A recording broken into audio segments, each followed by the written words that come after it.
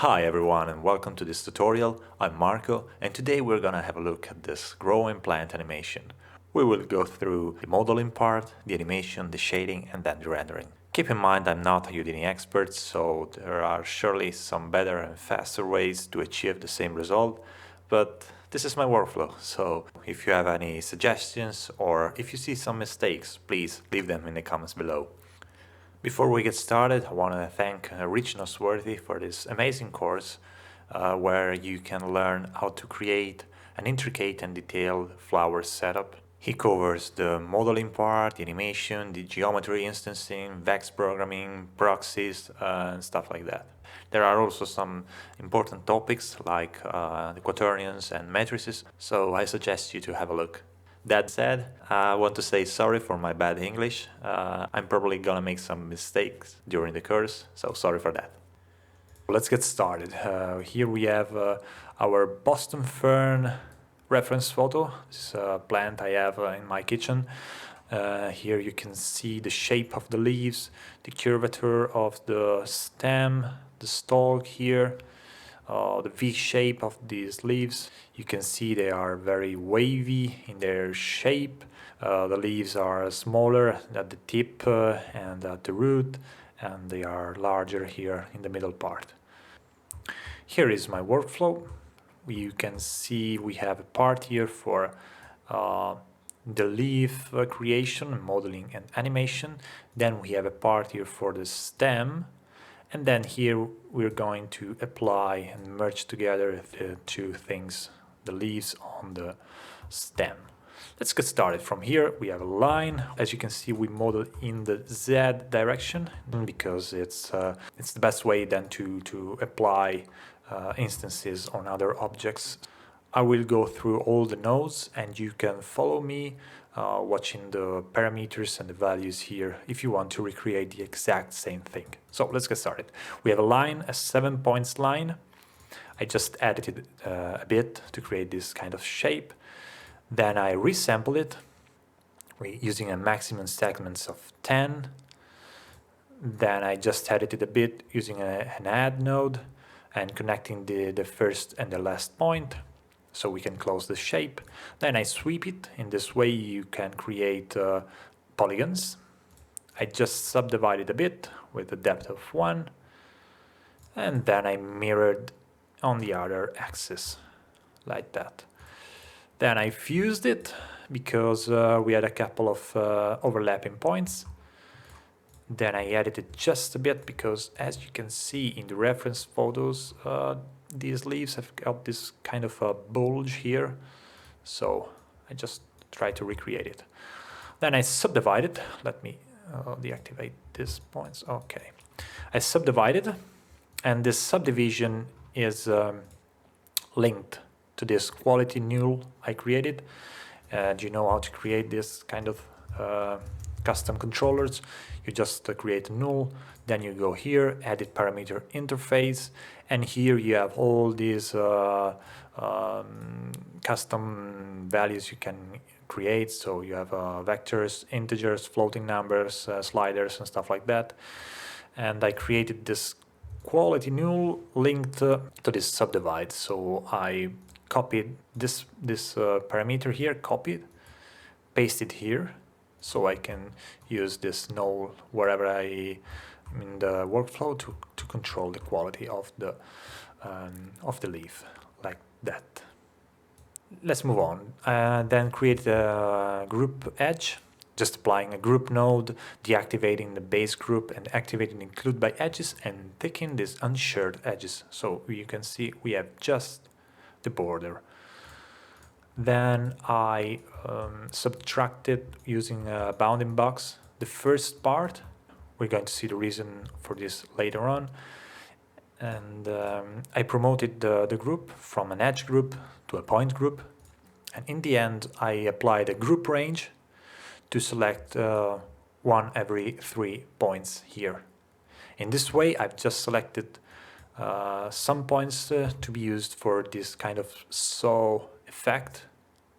Let me deactivate the points. Okay, for this saw effect. And as you can see, it's a bit animated between first frame and 125. So like that. Why am I animating this? Because I had some problems later on with the banding effect, so try to keep things in their original position to avoid some glitches. Then I applied a smooth, just to smooth a bit the edge, some edges. And then I recreated this this edge group here, just by subtracting from the existing. Then I jittered the points just on the edge.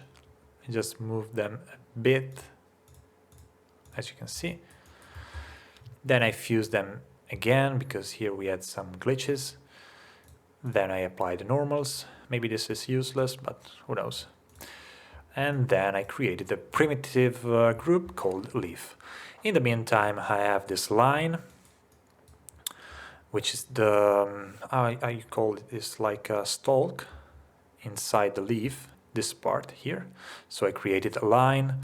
This is 5-point line. I resampled it using maximum segments of 50. Then I sweep it using a round tube and a scale ramp from 1 to 0 here. Then I applied the normals. Then I applied a primitive group called the branch. It's not the right name, it should be stalk, but never mind. Then I used this simple transform node just to move a bit in the y direction, in the positive y direction. And then we merged together these two things. Okay. Then we have a group delete. We delete these edge groups I created earlier. And then I created this mask. Why am I creating this mask? Let me show you the mask. Okay. I created the mask in the Z direction. So we have a value of 0 here, where you can see the black color, and the value of 1 where the red is full. I'm going to use this mask later on for some effects. Just to clarify here, it's an attribute wrangle where I created a floating mask using the PZ value. I then applied a UV project using this photo I have of a leaf of the plant, just to understand what's going on here. Then we move on to the noise attribute VOP. You can dive in, and here you manipulate the point position, noises, colors, all the stuff that regarding points. So as you can see, we have an input here and an output here. We just take the position of the points and we fed into this add node, and to this add node we created this attribute noise and this anti-aliased noise. Remember to tick here the 3D noise, otherwise you get some strange results. And then I just promote all these parameters. A fast way to promote them is using, let me apply another node. You just go here in the Vex VOP options and you create input parameters like that. Let me show you what happens when we add this displays to the original point. I animated this, so as you can see, all the leaf points are moving, but I don't want this effect because I want this part to be sticky. So I multiplied this anti-alias noise to the mask I created earlier. Do you remember?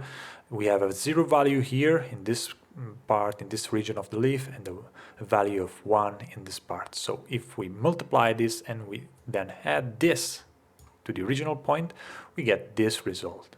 Okay, so this part is sticky, and here we have the full movement.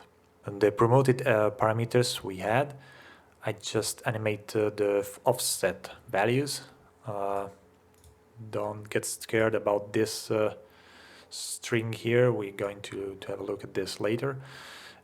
Just focus on this one. Is the most simple one. It's time divided by 2, so it's half the speed of this offset in position in the z-axis. Let's move on. Look, this is the long band. Let me activate pressing G and activating this one. G, okay. You can see if you click G, you can have the full controls of the banding node. And I just animated this bend and this capture origin with these values between the first frame and 100 frames. This one a bit later with these values if you want to use them. It's very straightforward.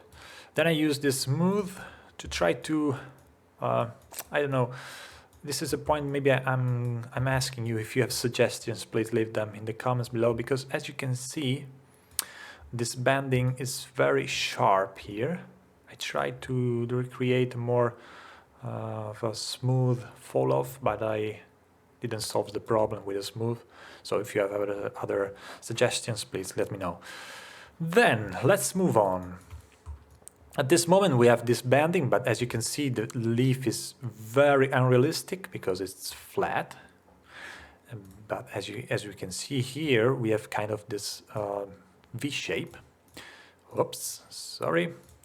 So we apply a new attribute VOP. We go inside, and here it's a bit more complex, but don't worry, it's very easy. The idea is to display some points to create this V shape, okay?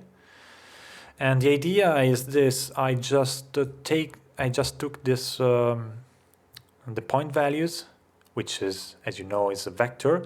I converted them using a vector to float.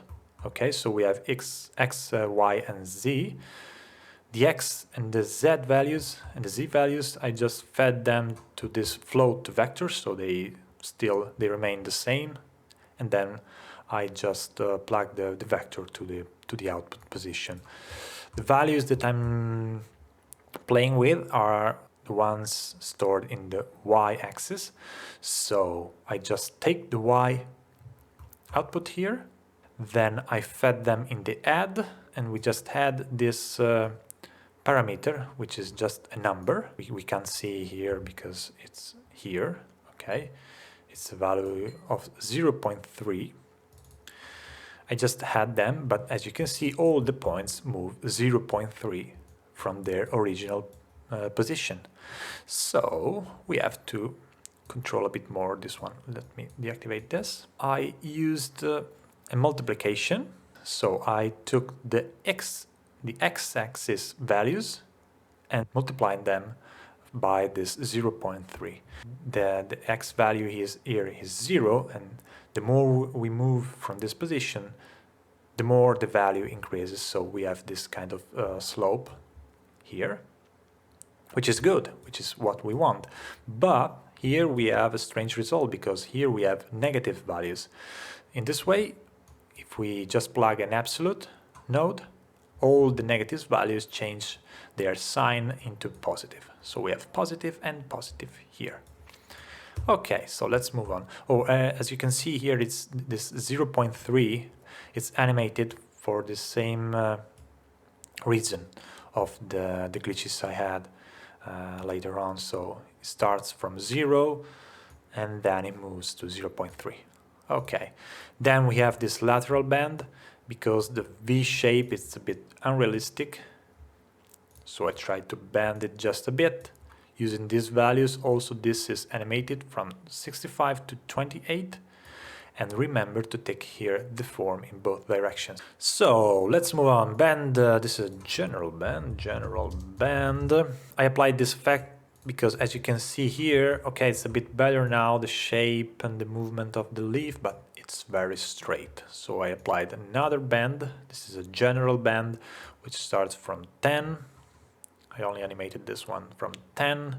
Then it moves down to -25, and then it goes up to -5. We have this trail and this transverse V. This is a failure in this my workflow. I tried to transfer the velocity of these points, of the movement of these points for a motion blur, but I failed this because we have a problem here using the smooth and fuse nodes.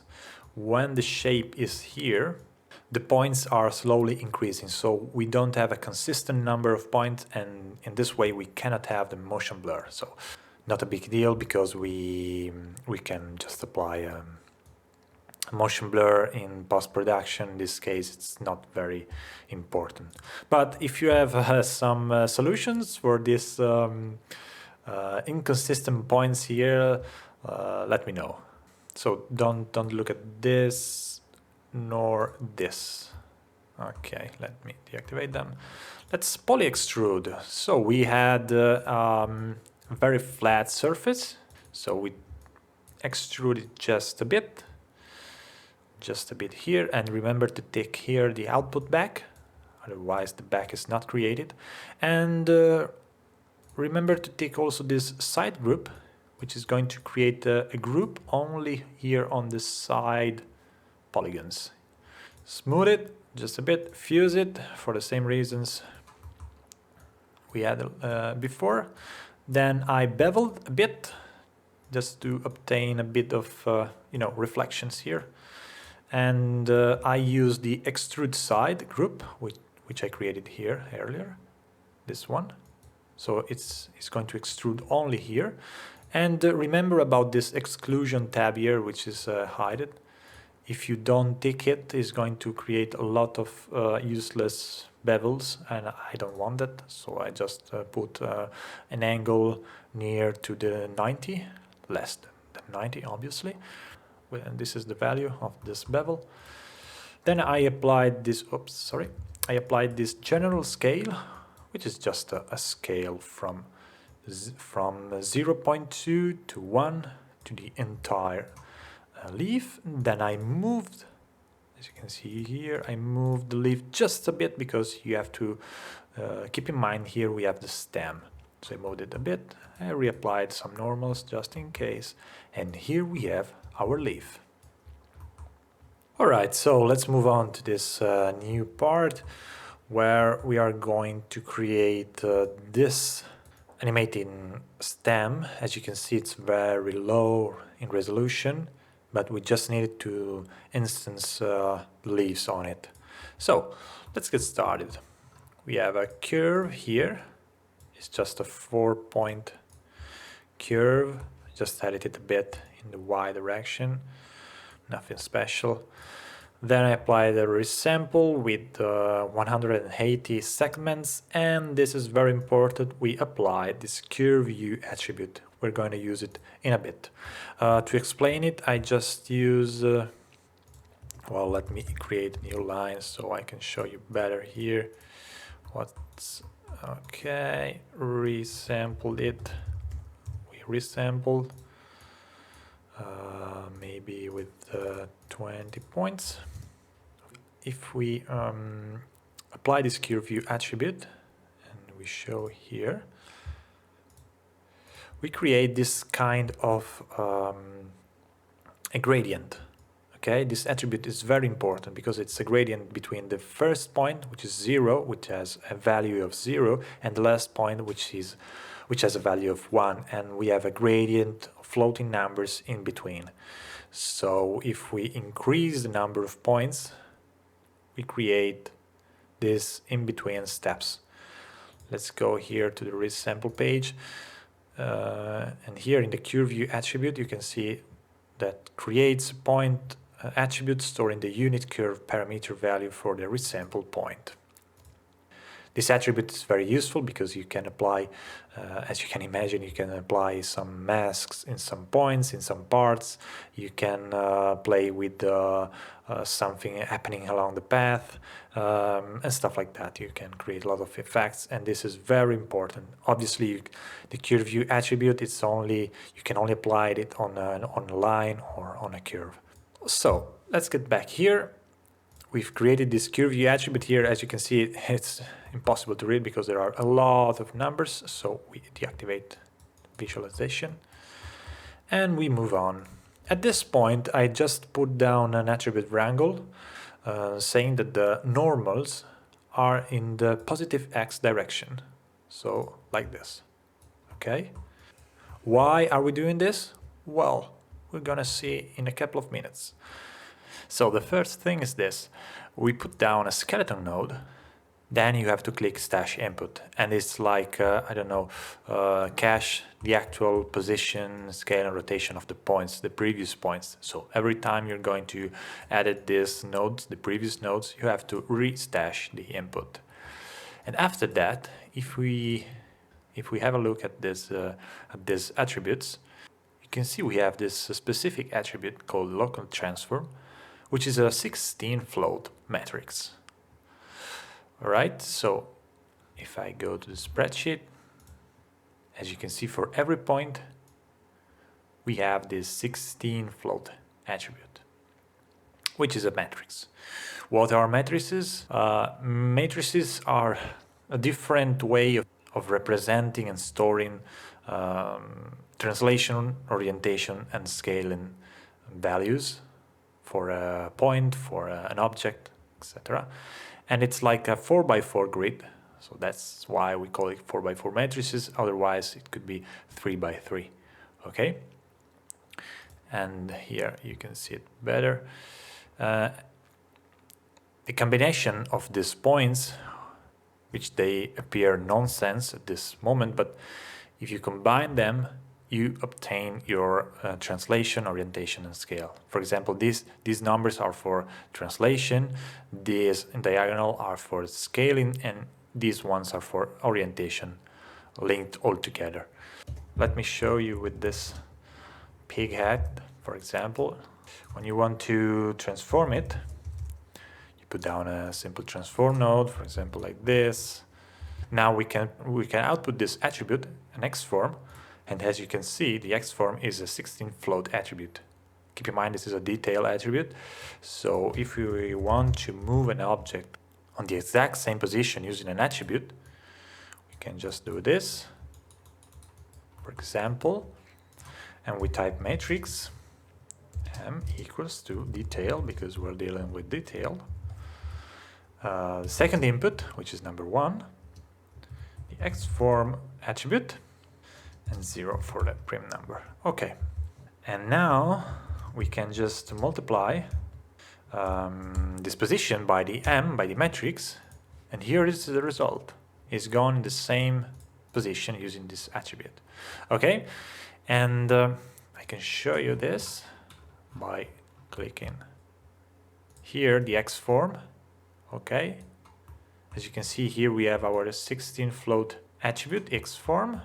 Now, what's the purpose of this local transform? Well, the matrix, in this case, using that local transform attribute, gives us the chance to control every point based on the adjacent points.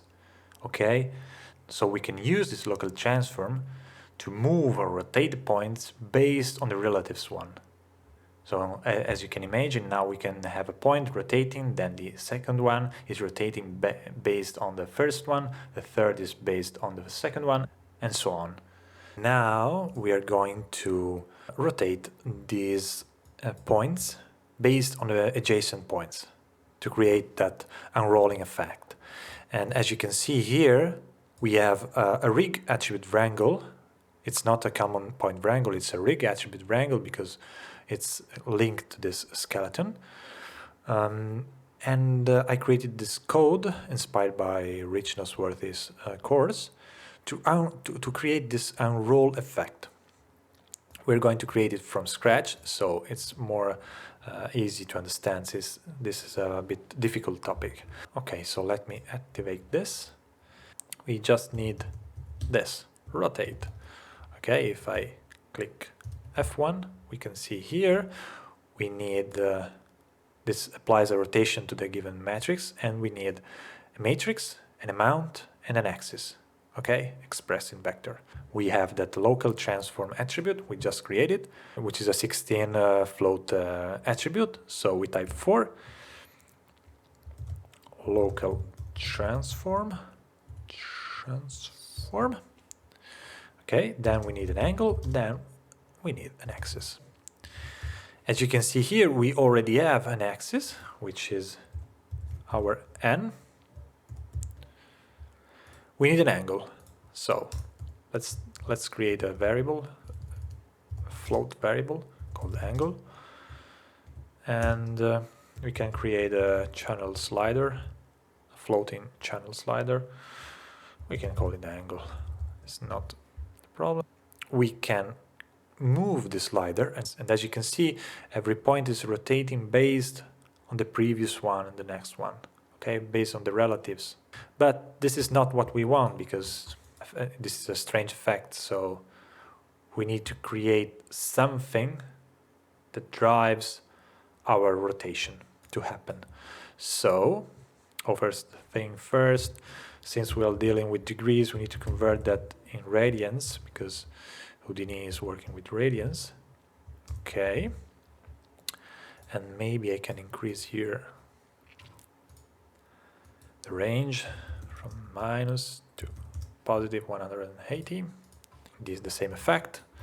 And I don't want to animate this one. I want to stay, for example, here, minus 60, 71, and drive which point is going to rotate and when. And to do so, we need a new attribute which controls this from the start till the end. As you remember, here in the resample, we've created this curve view attribute, so we can use it.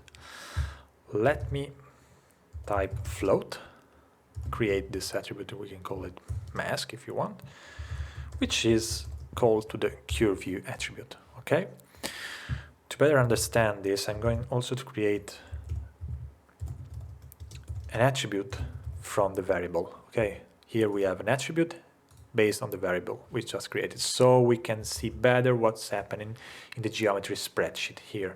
As you can see, we're starting from point 0 with a value of 0, and we're going to point to the last point, which has a value of 1.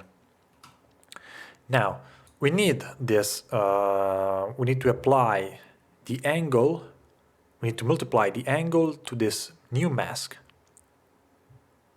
so we can unroll step by step this stem. So what if we just offset these points? Maybe we can add something to this mask and we call it offset. Okay, let me create this offset slider, and as you can see now we are offsetting. So if I type this 1, I just add 1 to the first point, and the last point becomes 2. If we had -1, we go from -1 to 0. Let me show you also here in geometry spreadsheet, -1 to 0. But if I clamp them, let's say we clamp the mask values between 0 and 1, all the values above 1 and below 0 are clamped to 1 and 0. So as you can see now, we have obtained this effect. Let me just change these numbers, change the range between -1 and 1. Okay. Where the values are 0, there's going to be no rotation. And when the values are 1, the rotation is fully applied. So at this time, it's very simple to understand what we're going to do. We can delete this, we don't need it anymore. We can just multiply the angle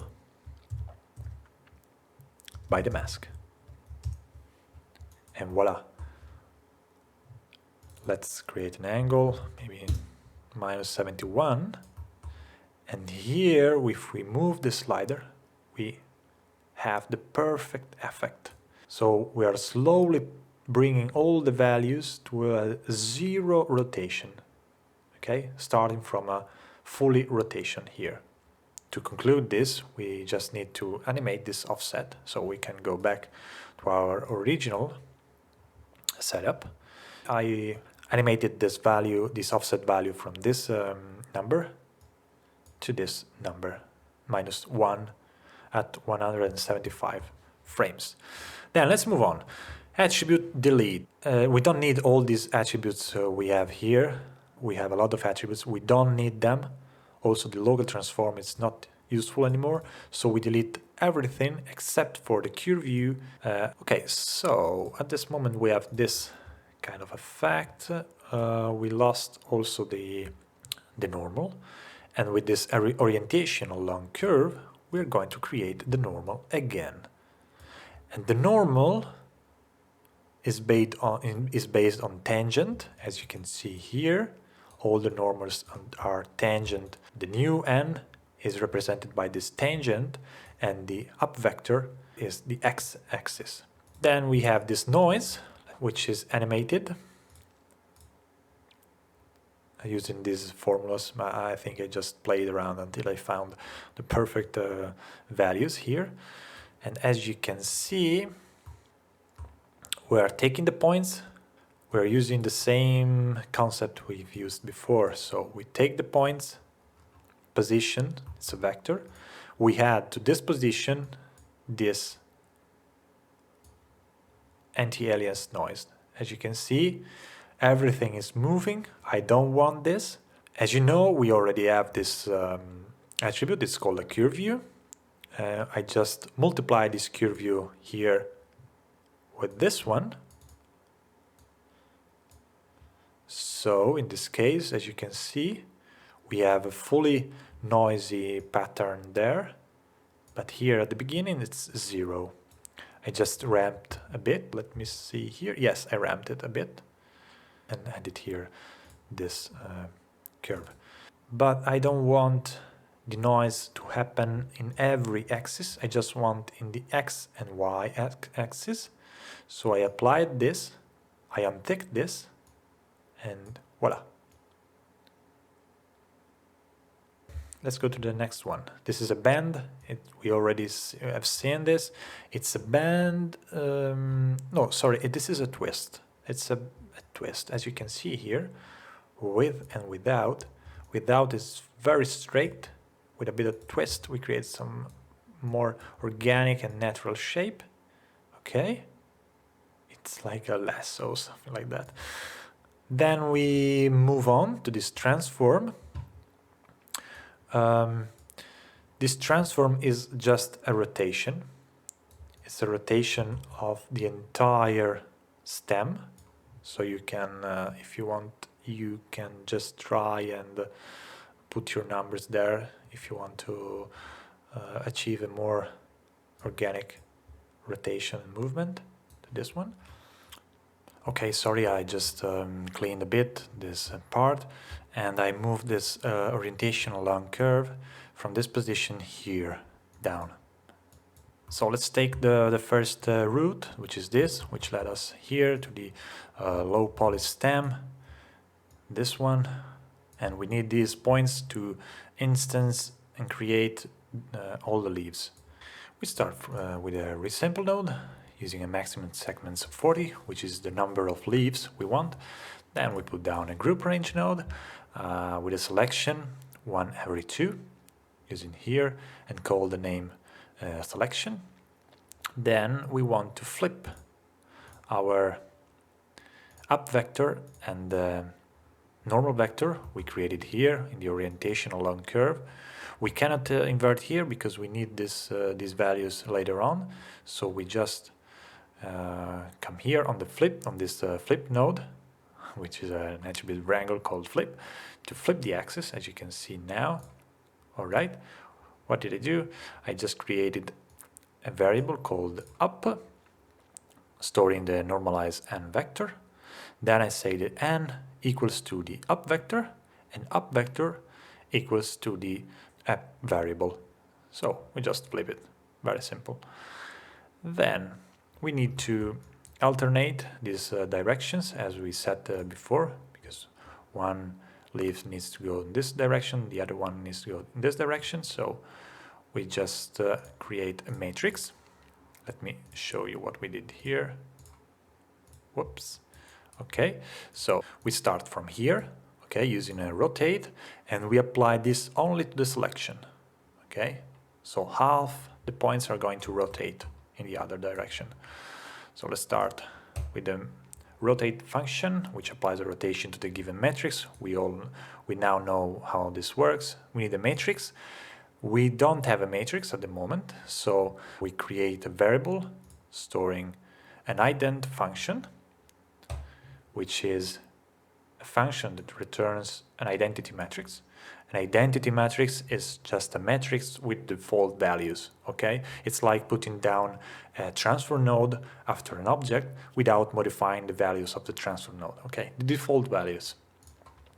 Then we need an angle, and we create an angle here with float angle.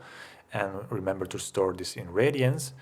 We create a slider with the angle we want, like this, so we can decide how much to rotate. And we give a bit of a random number. The random number is just a fit function using the random of every point between 0 and 15, okay? And so you can see here there's a bit of variation. And here we don't have it at the moment because we are just working with the selection group. And then at the end, we just multiply the n by the matrix. Here I just negate the direction of the up vector for the non-selection group, okay?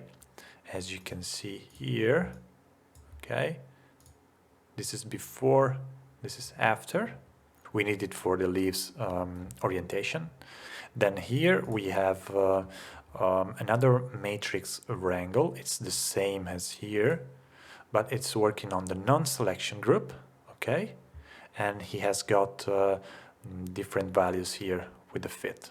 As you can see, if I modify the values here the randomness is more pronounced.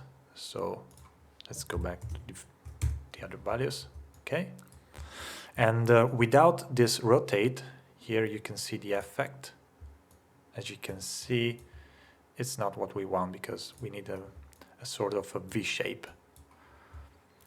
Okay, let's move on to the p-scale. Remember that all these nodes, you don't need to retype these again. You just go here and you save as a preset, as I did here. And you can reuse it every time you want. So let's move to this p-scale attribute. I'm working with a fit function. As you know, the fit function needs one value, the minimum and the maximum. So the minimum is this slider here, the maximum is this slider here, and the value is just a random point number, okay? Everything is multiplied by this scale ramp, which is a variable I created here, which is a ramp that uses our curve view attribute. Do you remember it? So here is a value of 0, here is a value of 1. We can use it and remap it in this channel ramp here with this curve, okay? So we start with the scale at here at, I don't know, halfway. The scale of the points are going down, okay? So now let's move to this time offset. Just remember that our leaves are going to grow one after the other. And so I created this offset that we're going to use it later, which is an attribute called toff. Time offset, it's a negative value, it's a negative float, using our curve view attribute multiplied by this slider here.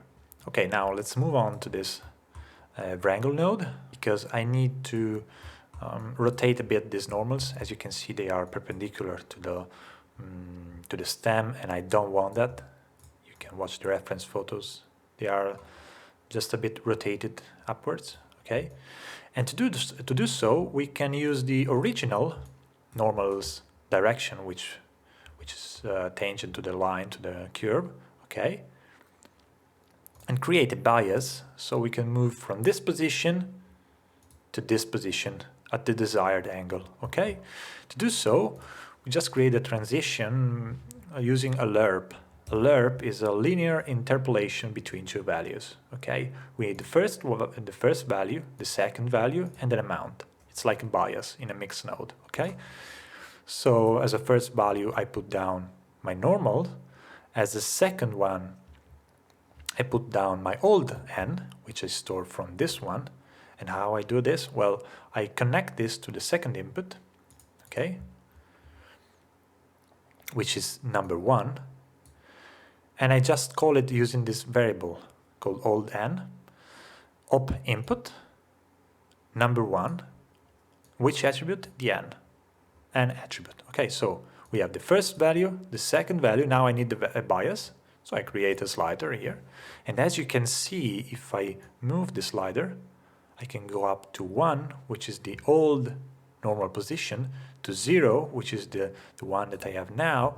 And if I go here, 0.167, it's a bit rotated. All right, so let's move on. Here I have a p-scale correction wrangle, but I think it's not necessary for you.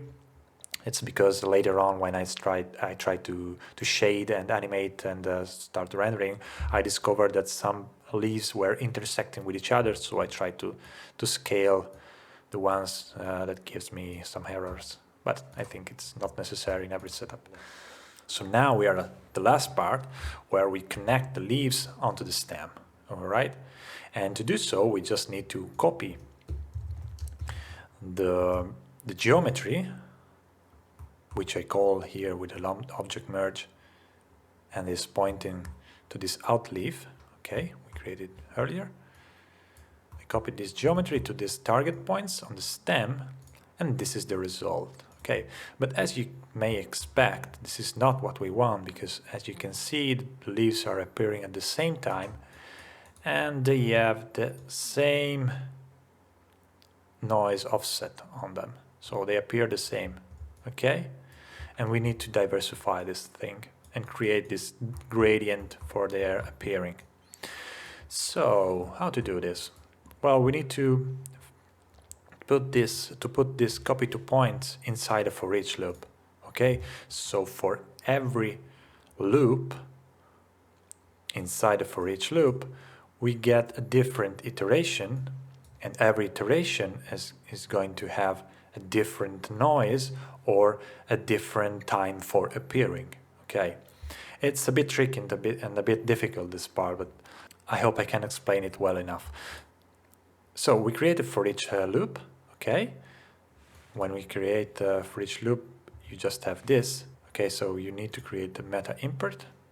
All right, and this node is very important because it stores a detail attribute we need, which is the iteration, and it's the number of iteration for every loop inside for each loop. Okay, so we feed this leaf inside the loop, and the loop is going on for 40 times.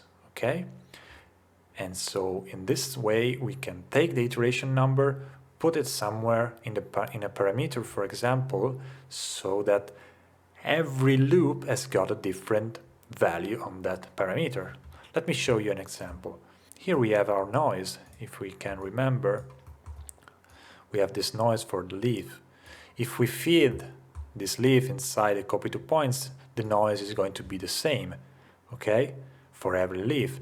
To create this kind of variation, we use this iteration number.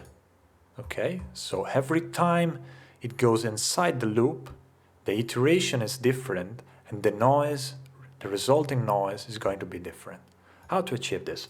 Well, here, as you can see, we have this offset parameter, which is driven by the time. Okay, every axis, x, y, and z axis, is driven by the time. So we don't have keyframes here, it's just time driving the offset of the noise. But the first two, the x and the y axis, have got this line of code. Instead, the z one, which we already analyzed earlier, it just has got this time divided by 2. So let's have a look at this code.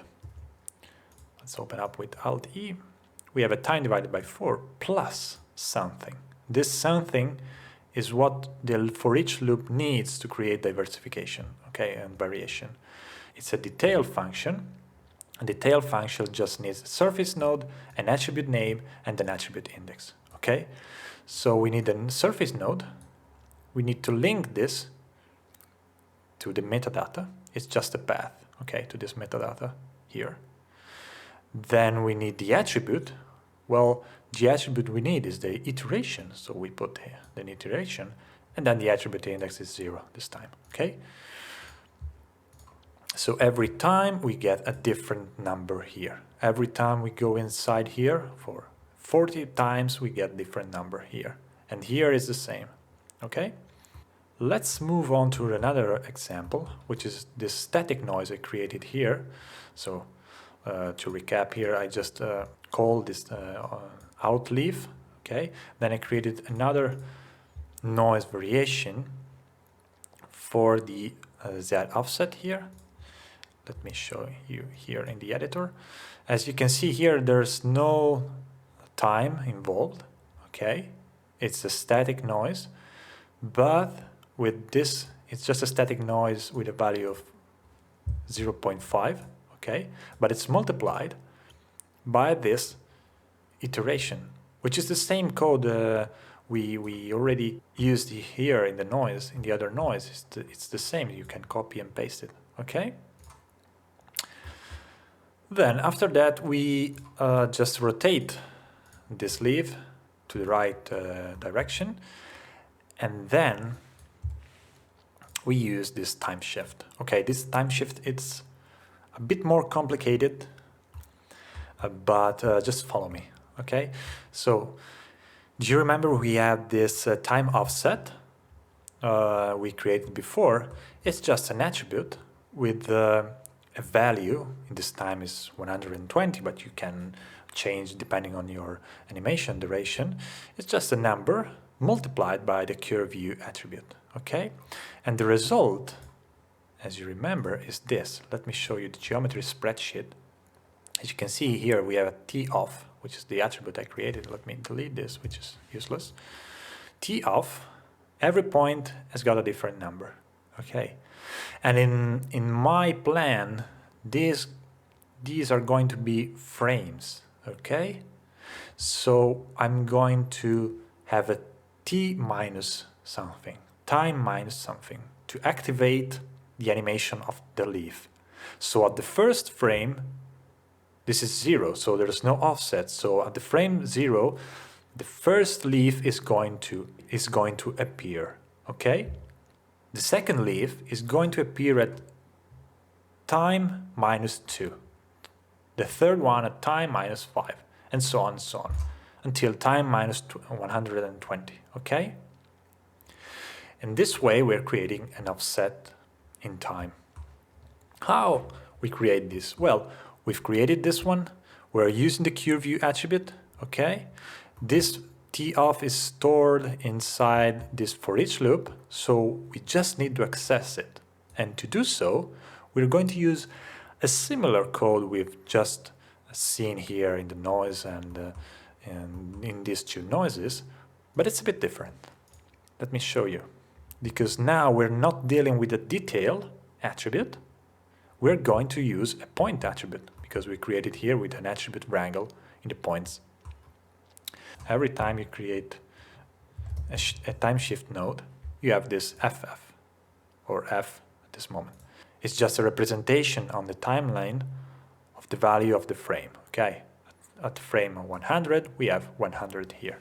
And this is very useful, because this is the time we use to subdivide that offset, okay? So let's go back here, and we use a very similar function, but this time it's not detail, it's the point.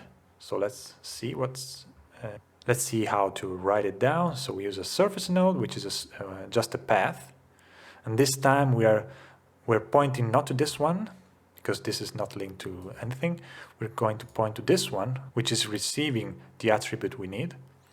Then we need to specify the point number. The point number in this case is 0. The attribute we need, which is T off, and then the index, which is 0. Now, since we are looping this 40 times, and every time we use a different T off for every leaf, the result is going to be like this. Let me decrease the quality. All right. So every leaf is going to appear in a different time minus the offset. Okay, and every leaf, now it's not easy to understand with this quality, but every leaf has got a different noise on it. Okay, the displays of the leaf is different for everyone. After that, we just delete some useless attributes like toff, prim, num, prim uv, mask, and curve view. We don't need them anymore. We just transform everything with a rotation to put it in a vertical way. Then here I created this attribute wrangle to create this color variation called var. It's an attribute that I'm going to use later on in the shading part, and it's just a random value for this one to create a bit of color variation between the leaves. Alright, so if we continue here to this second root after this part here, oops, sorry, here, we can sweep using a round tube with 16 columns and this radius, and a fall off here, kind of transition for the scale. Then we applied normals, just in case. We smoothed it a bit, and then I deleted some useless attributes, color and mask, which are old attributes, and then I just rotated it. This is the inside stem. There's also an outside stem which is the same, but as you can see it's a bit thicker. Okay, I'm using these two ones for shading later on, but they are essentially the same. Okay, and then we can move to the last part, which is the hair creation. Okay, this is the result. Let me show you. Okay, so during the plant creation we have this hair sticking on the stem. All right, let me show you here. Maybe it's a bit... Okay, this is the hair applied. Okay, all right, so just one thing here. At the beginning we choose the x-axis here in the n along curve and not the curve normal, and this is the reason. Let me show you. As you can see, while this is growing, it's also rotating, creating this kind of issues. So I tried with this x-axis, and the problem is solved. Okay, so for the hair we just take our stem here, and we need to scatter some points on it and apply the geometry. But what if we just put down a scatter here, for example? We just create some points, and then we use a copy to points like this one to put the hair on it. Let's use also this scale. All right, so we just scattered some points, we scaled it, and we copy to points in this geometry we're going to have a look at in a moment. And let's see what happens. As you can see, the points are moving. Okay, so let me show you here because it's easier to see. The points are not sticking in the geometry, they are constantly moving. Okay, so we need to find a better way. So let's get rid of the scatter, this one. Okay, we take our geometry, we time shifted, we froze the creation of the stem at the frame 200. Okay, so when the stem is fully created, we block it. Okay, so as you can see, it's not animated anymore. Then we scatter some points on it, and remember to output these ones. Okay, the prim num attribute and the prim uvw attribute. Okay, so the source prim and the source prim uv. We need them. Why? Because we're going to interpolate these scatter points onto the animated one, okay? So we're going to stick these points onto this animated mesh. To do so, we take the mesh, we randomize the n, as you can see here. These are the normals, and they are all perfectly aligned to the surface. We just put down an attribute randomize with this n inside the sphere with 3 dimensions. Remember to put in 3 dimensions, okay? And here with an option you can change the global seed if you want. So now we are going to interpolate the scatter points onto the animated geometry, and this is the result. As you can see, the points are not moving anymore because we're using the source prim and source prim UV attributes to stick the scatter points onto the polygons, okay? Then we have this p-scale attribute wrangle. It's just a fit to function using a random number and fitting it between this minimum and this maximum, these two, okay? Here is the geometry I created for the hair. It's just a simple line with 5 points, okay? I use the point VOP with an anti-aliased noise. We already discussed this before, to create this kind of small noise here. Then I resampled it to create just a bit more points. Then I swept it with just 5 columns and as a round tube and a radius of 0.02. Then I apply the normals and then I sticked it, okay? As you can see, this is the result. You can here increase the scale, but I think this is good. Alright, so now we are at the end of this course. We are going to have a look at the shading and rendering part.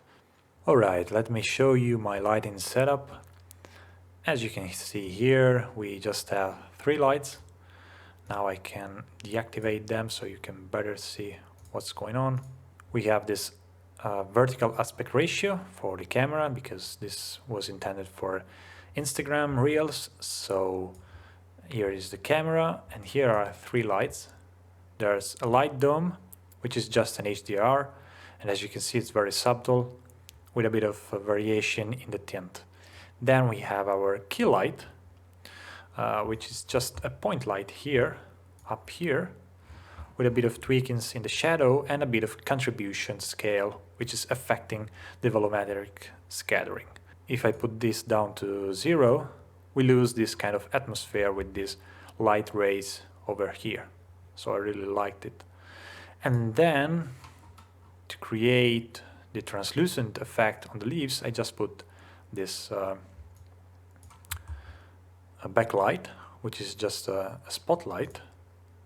As you can see, we have a bit of light transpassing the leaves. Here you can see the tweaks in the spot and in the shadow. There's no contribution from this light. Okay, so let's continue to the shading part. As you can see here, we have 4 nodes, 4 geonodes. They are just pointing with an object merge. They are just pointing to their output in the Fern setup here, which is the whole setup we have already learned. So we have the leaves, the inside stem, the outside stem, and the air here. Another important thing is that I'm working in ACES. As you can see here, these are my default settings. And also in Houdini, the software is loading with this OCIO configuration, since I'm working with ACES. If you are using ACES colored space, you have to remember to convert all your RGB images in ACES.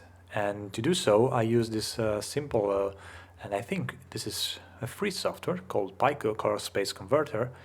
It's very straightforward.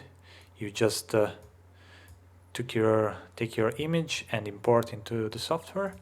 You select it, then you specify the color space. In this case, this is a text or sRGB. You applied it to the selection, then you tweak here the settings, And then you choose the output color space. In this case, it's an ACES CG. And then you click Convert. About the textures, well, I just took a screenshot from Houdini. I don't think this is the best way to do this kind of stuff, but it was fast. And so I just imported this image in Affinity Photo. And then I applied some photos I had of some horrible photos of my Boston Fern leaves. Here they are. And then at the end I came up with this diffuse texture here and this fake bump texture here. Then I used also another variation, which is a low quality, but never mind. And then as you can see here, there are the ACES CG EXR conversions. Let's have a look at the Redshift materials. Let's start from the leaves. It's just a basic material, and I just played with the diffuse, translucent and reflection inputs here and a bit of bump map. How did I achieve this? Well, I just imported two textures here, the number 2 and the number 3, EXR ACES version of them. Then I color correct the number 3 and I put them inside its color mix to mix them using a mix amount. And as a mix amount, I use that color variation attribute called colvar. I created in the Fern setup here. If you remember, I created this wrangle with this color var based on the random ptnum. And now I can show you the result of that attribute after a bit of RAM tweaking. Here is the result. Let me show you. We have this kind of a gradient image, and we can use it to mix the two kind of leaves. So after this tweak, I just output this mix to these 4 different color correction nodes. The first one is going inside this second color mix with another color correction, okay, from the same image. So I did this kind of hue variation, very subtle hue and saturation variation. I plugged in the color mix, and then I used this mix amount using the same color var attribute up here, and then I plugged it in the diffuse input. Then I took another color correction here and I plugged it in the translucent color, and the weight is this 0.7. all right, you can just play here and see what's the best result for you. Then I took another color correction. I put the saturation to 0 to achieve this kind of fake specular map, and I plugged it in the reflection wave with a roughness of 0.4. all right, nothing else here. Well, I just tried here to play, but in the end I didn't use it. So the last thing is that I used the two textures, two bump textures. I mixed them the same way I mixed this one here and plugged them in the bump map node with this height scale value. Alright, so this is about the leaves. Let's have a look at the stem. The stem is very easy, it's just a color, okay, a green color, plugged here in the diffuse color, and then I used this kind of sandy green for the translucent color with this wave 0.2 and a bit of bump created by this maximum noise wavy turbulence. Remember to take here the UV vertex, otherwise the noise is moving on the geometry. That's not what we want. Here is the bump map value, and here it is. So about the hair it's very straightforward, just two kind of green here with very low saturation for the diffuse and for the translucency, a bit of reflection with some roughness and nothing more, or a bit of transmission here, 0.2 as a thin wall. And for the stem inside, which is the stem inside the green one, which gives a bit of brown idea here in some points, it's just brown color with a green translucency. Nothing special. All right. So this is the result. And the last thing is about the rendering. A couple of notes here for the settings. I use this minimum and maximum samples with this error threshold. For the global illumination, I use this brute force with a 32 brute force GI rays. And remember to take this volumetric scattering enable thick, otherwise you don't get the rays because you're not dealing with volumetrics. And the last thing, if you have RTX cards, you can take this and it renders faster. And bucket size of 512. I also tweaked a bit the photographic exposure here, as you can see with these values. It's just a small tweak. So this is the end of my tutorial. I really hope you enjoyed it. Yeah, I know maybe it's a bit too long, sometimes it's a bit boring, but this is my first try, so sorry for that. If you have any suggestions or questions, please leave them in the comments below. Thank you so much.